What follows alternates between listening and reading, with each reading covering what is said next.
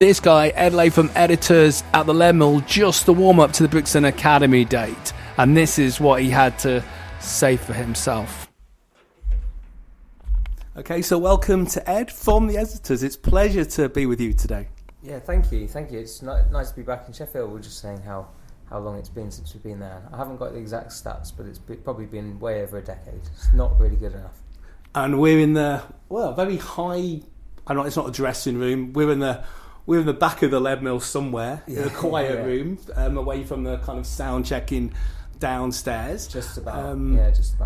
Yeah, so you're in Sheffield for a warm-up show, a bit of a really nice surprise actually, because warm-up for Brixton Academy, which has been shut for a while, back open. How are you feeling about that? Just a legendary place where you've played numerous times as well. What's it like to be kind of going back to Brixton Academy, back being open as well, because they thought we were going to lose it for a while. But as with all these things, there's two sides to every argument, and there was deep concerns about the way it was run, and what happened there was inexcusable and should never be allowed to happen at any venue across the country. People want to go to gigs and be safe and be looked after, and the people are meant to be there to protect everybody who's there to have a good time and be safe and go home safely. So what happened there, from our perspective, should never be allowed to happen.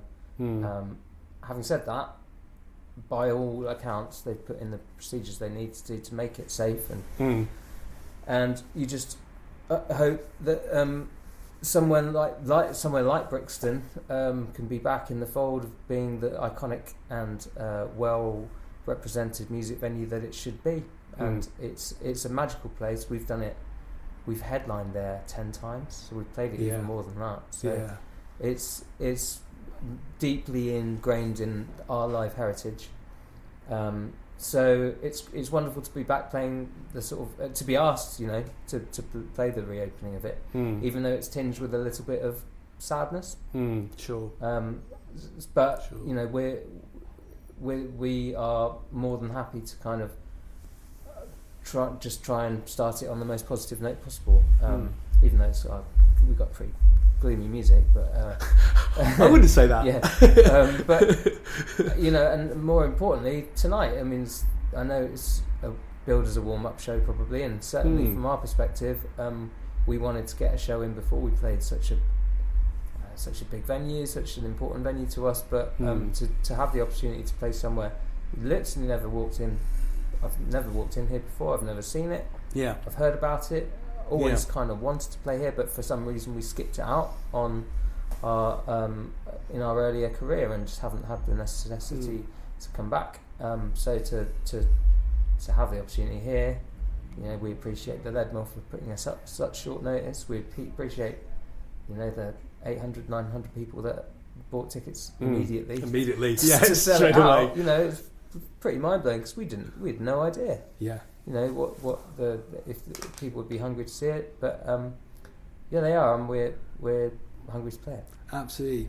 And for over 20 years, from the back room back in 2005 up to now, and I think I read somewhere that in kind of 2019 before COVID, the best of came out, and there were thoughts about what we're going to do with this band, like what we can, have we come as far as we've come, what we're going to do. And then something changed. Then Benjamin John Power, who you'd been kind of working with a little bit, came on board from Blanck Mass, another band that's got a swear word which I can't say. And he became kind of involved and is an editor now. So Ben unfortunately is not with us at the minute because he's his career's kind of gone huge. He does a lot of soundtracking work, things like he's got all sorts of irons in the fire at the moment. So unfortunately he couldn't make those two things work at the same time. What he did make work was a bit of a reinvigoration process for us as a band. Just someone coming in with a new idea, another brain. I know some people would say too many cooks spoil the broth, but I think we gave him a remit, and we were kind of sort of unshackled him and said, do what you like, and we'll come in and have some fun with it, really. And it's reinvigorated us all. I think everybody enjoys change, really, especially 20 years into a career. It's not to say that specific type of sound is what we will be on the next record, because as we've always done, we've always kind of not necessarily taken 180 degree shifts, but certainly between sort of 35 and 60 degrees on most I think your music that we've done. I thought your music lends itself very much to EBM as an album. Just that kind of, I mean, you've called the band dark, but I think there's a bit of, it's that kind of industrial sound as well, really, and with Tom's voice as well. It's kind of just brings it all together. It's like visual response, really. I think it that sort of tapped into quite a lot of what I kind of listen to as a band, and have done sort of as we've been growing up. Not necessarily Tom, but I think he's sort of well documented that his favourite band's REM, and he comes from more of a kind of Americana kind of stance. But, sure. Certainly for Russell, me, Elliot, Justin, American hard, heavy industrial rock is kind of part of our DNA. So for that to be a little bit more elevated is kind of natural, actually. And actually, it feels very much Editors. I think when you listen to it, and then Tom's voice comes in, you kind of clear. And actually, it reminds me some a bit of the Backroom back in the 2005. I'm glad you said that. Yeah, definitely. You can feel it there, but I think it just feels it's such a. I caught you. I think it was Rock City, and that wasn't too long ago. No. The last tour, and I just saw that, and it was just amazing. Great. And I'm just wondering, like tonight, what kind of set as a warm up show? What's that gonna look like? Do you think? I think we're doing a combination of everything. Yeah, a combination of everything. We're doing maybe a little bit more guitar-y. Because Ben's not with us, but the new album's definitely represented.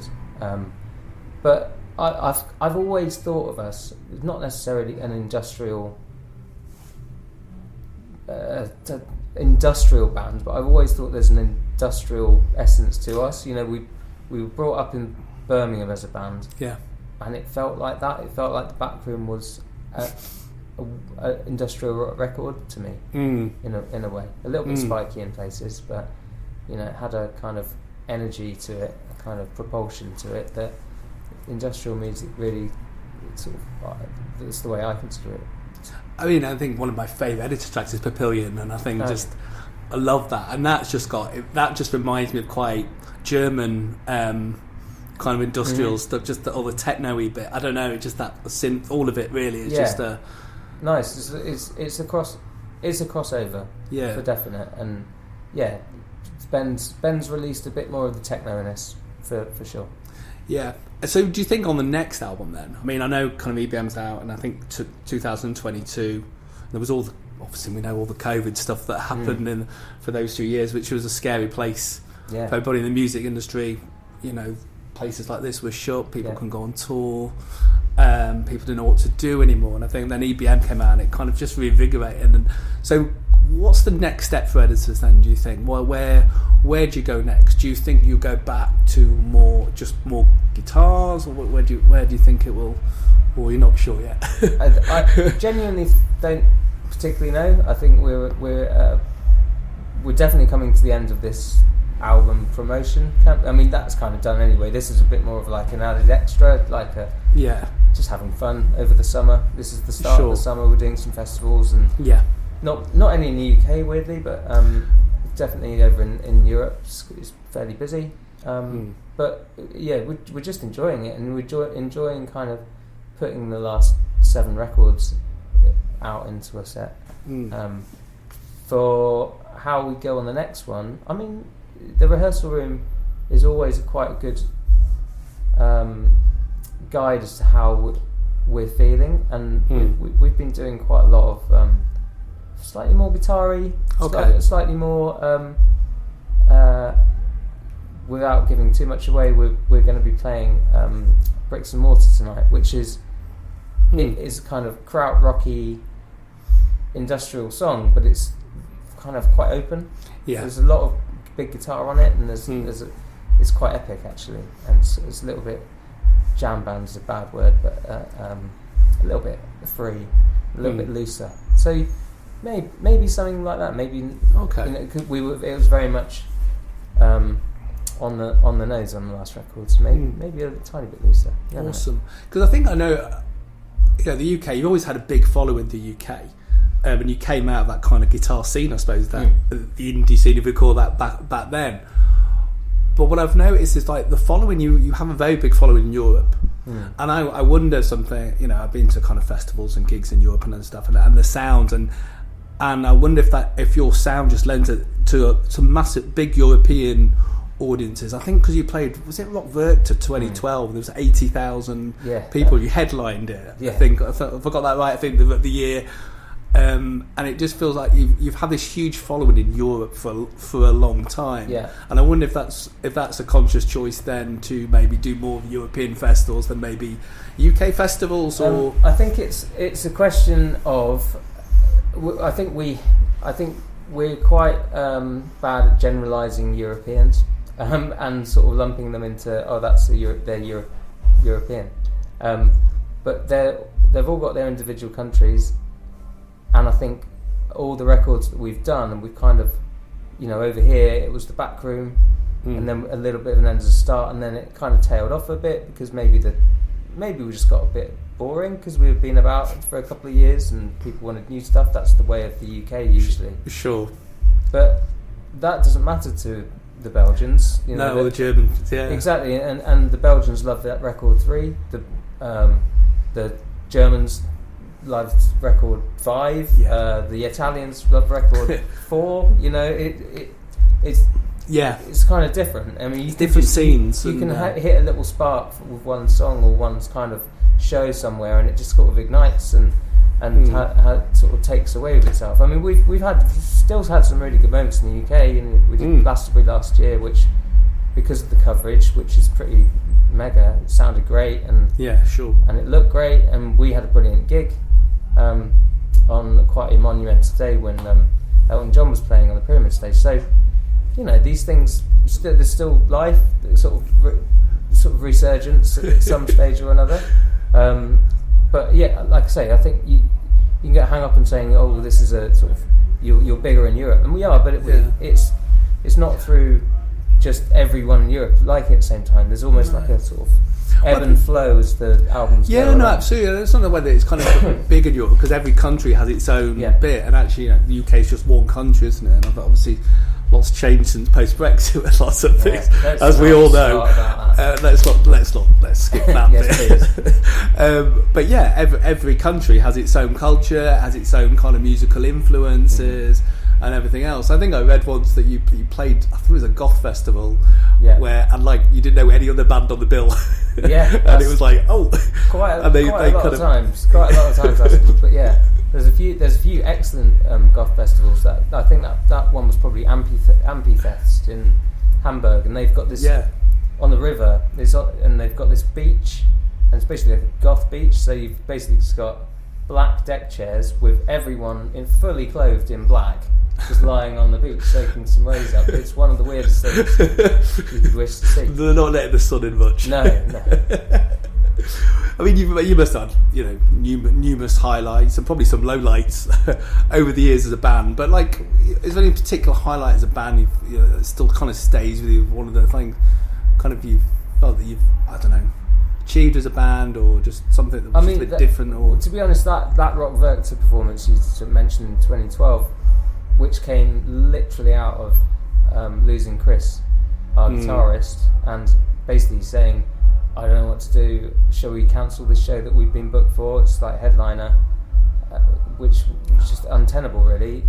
We had to do something about it, so we kind of formed a new band at that sort of stage in time, and we actually played a couple of new songs on that night. It's like debuts for new songs in front of a gobsmackingly huge audience and all the pressure in the world, and that really felt like it just came together, and we felt unbeatable at that moment in time. Really, that was a wonderful feeling. I mean, we get shows are great. Like, I think we still really enjoy playing. We've done thousands. Yeah.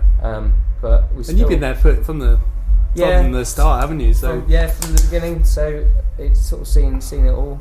Never missed a show. Hopefully that will continue. Touch wood.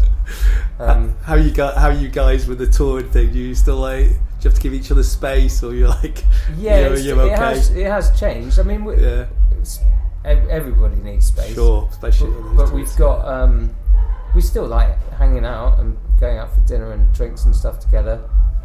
It's all good. But I think just we're getting old. So if we're playing for nearly 2 hours, at the end of it, everybody's absolutely whacked now. Yeah. So it's a proper workout. Yeah, it's a proper workout. As a drummer. But having said that, I probably feel physically probably better than I did in my early 30s, certainly. So I'm fitter, but it does get to you. It's like more muscles and aches and pains and just But I guess you've been in the game so long, you know what's right, what's right, all those kind of things, really. I'm very good at sleep. Ed, thanks so much for talking to me today. It's been a pleasure, and really look forward to the gig tonight in the Lemma. Hopefully that will be another highlight. And Brixton Academy tomorrow it's lovely to have that venue back. I know it's been sad kind of what happened, but to get that thought they were going to lose it, and actually they've got it back, so it's going to be, I'm sure, an amazing show. And loads of festivals over the summer. Yeah, it's a busy time. So thank you. Let's say most important thing is what's right in front of you, and tonight should be mega. Thank you. Ed. Thank you. Cheers.